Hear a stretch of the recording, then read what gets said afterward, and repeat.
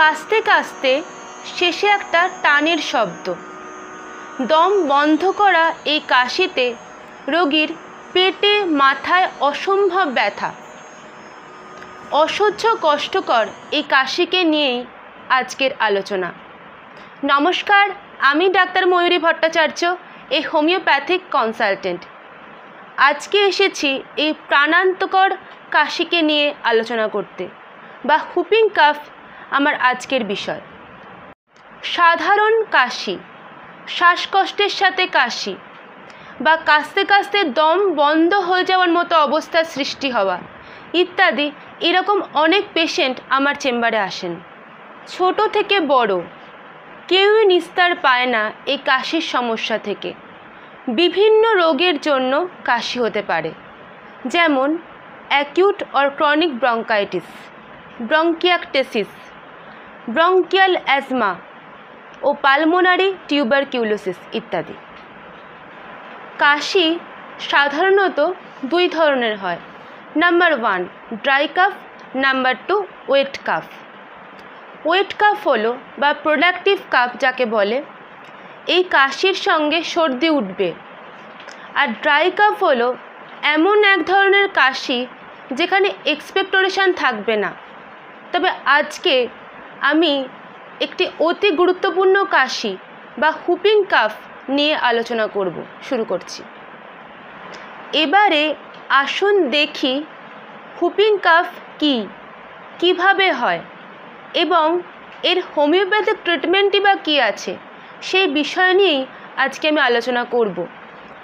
এর আগে আমার চ্যানেলটিকে অবশ্যই সাবস্ক্রাইব করে পাশে থাকা বেল বাটনটি অবশ্যই প্রেস করে দেবেন। ভিডিওটিকে লাইক এবং কমেন্ট করতেও কিন্তু ভুলবেন না। এই হুপিং কাফ নাম কেন হয়? এই কাশি হলো এক ধরনের ইনফেকশিয়াস ডিজিজ, যা পুরো রেসপিরেটরি ট্র্যাক্টকে আক্রান্ত করে, এবং এই রেসপিরেটরি ট্র্যাক্ট আক্রান্ত হলে এই রেসপিরেটরি ট্র্যাক্টে ক্যাটারা বা সর্দি জমে, এবং এই সর্দি পুরো রেসপিরেটরি ট্র্যাক্টেই জমে, এবং যার ফলে উৎপন্ন হয় এক প্যারক্সিসমাল কাফ। এই প্যারক্সিসমাল কাফ কি? মানে হচ্ছে একটানা কাশি হতে হতে বন্ধ হয়ে যায়, নিয়ে আবার কাশি শুরু হয়। এই হুপিং কাশি একটানা হতে হতে শেষ হয় একটি টিপিক্যাল স্ট্রিটরে। এই টিপিক্যাল স্ট্রিটর কি? এই টিপিক্যাল স্ট্রিটর হলো এক ধরনের হাই পিচড রেসপিরেটরি সাউন্ড, যা এয়ারওয়ে ন্যারো হয়ে যাওয়ার ফলে তৈরি হয়। এই টিপিক্যাল স্ট্রিটরের থেকেই তৈরি হয় হুপ সাউন্ড, আর তার থেকেই নাম হয়েছে হুপিং কাফ। এটি একটি ছোঁয়াচে রোগ। এখন দেখা যাক এই রোগটি কী কারণে হয়। এই রোগের কারণ হলো একটি ব্যাকটেরিয়া, যার নাম হিমোফাইলাস পার্টোসিস বা বর্ডিটেল্লা পার্টোসিস।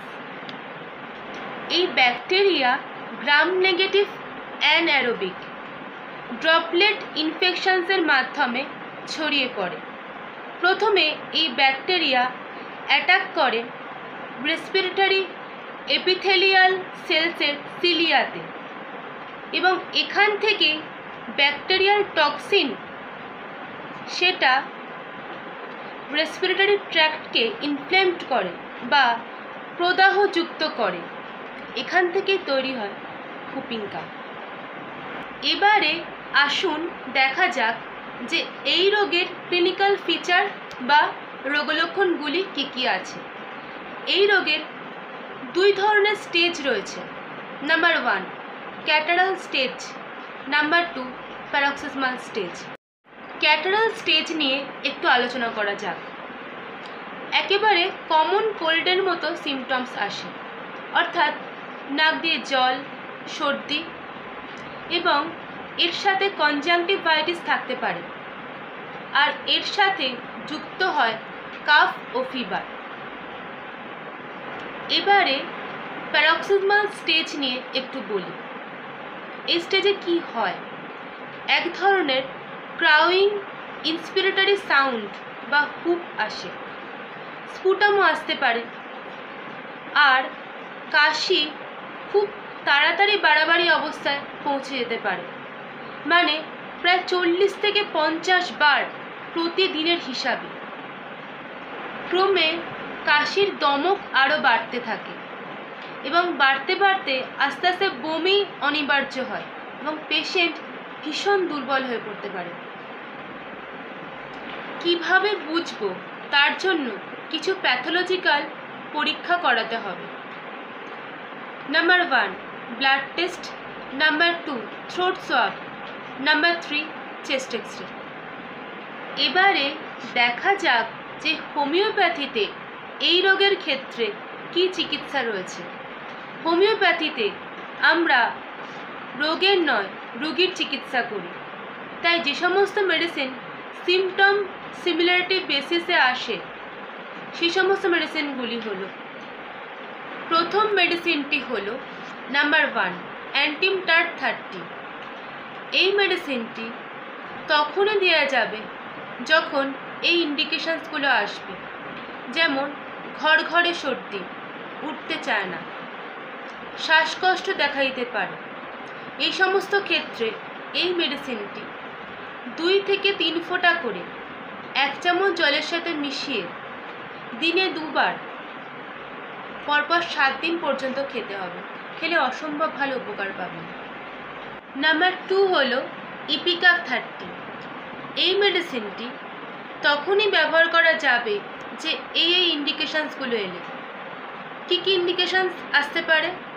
কাশতে কাশতে বমি এবং এর সঙ্গে শ্বাসকষ্ট। এই সমস্ত ক্ষেত্রে এই মেডিসিনটি 2 থেকে 3 ফোঁটা করে 1 চামচ জলের সাথে মিশিয়ে দিনে 3 বার পরপর 7 দিন পর্যন্ত খেলে অসম্ভব ভালো উপকার পাবেন। এর পরের মেডিসিনটি হলো ড্রসেরা 6। এই মেডিসিনটি কিন্তু হুপিং কাফের হোমিওপ্যাথিতে একেবারে স্পেসিফিক মেডিসিন। এই মেডিসিনটি 2 থেকে 3 ফোঁটা করে 1 চামচ জলের সাথে মিশিয়ে দিনে 3 থেকে 4 বার পরপর 7 দিন পর্যন্ত খেলে খুব ভালো উপকার পাবে। পরের মেডিসিনটি হলো কিউপ্রামেট 6। এই মেডিসিনটি ইপিকাক 30-র সাথে অল্টারনেট করে দিলে অব্যর্থ কাজ হয়। কথাই আছে prevention is better than cure. আর এই রোগের প্রিভেনশন হয় ঠিকমতো ভ্যাকসিনের মাধ্যমে আর রুটিন ইমিউনাইজেশনের মাধ্যমে। শিশু অবস্থায় ডিপিটি ভ্যাকসিন প্রিভেনশনের জন্য দেওয়া প্রয়োজন। শিশুকে অবশ্যই সময় মতো টিকা দেবেন। এর সঙ্গে প্রকৃত স্বাস্থ্য সচেতনতাও কিন্তু বাড়াতে হবে। তবে শেষ করছি এই কথাটা বলে যে হুপিং কাফ কিন্তু কোনো মারণ রোগ নয়। আর এই হুপিং কাফ মারণ রোগ নয়, কিন্তু এটিকে অবহেলা করলেও কিন্তু চলবে না। সময় মতো চিকিৎসা না করালে শরীরের অন্যান্য অংশ কিন্তু ক্ষতিগ্রস্ত হতে পারে। আমার চ্যানেলটিকে অবশ্যই সাবস্ক্রাইব করে পাশে থাকা বেল বাটনটি অবশ্যই প্রেস করে দেবেন। নমস্কার, ধন্যবাদ, ভালো থাকুন।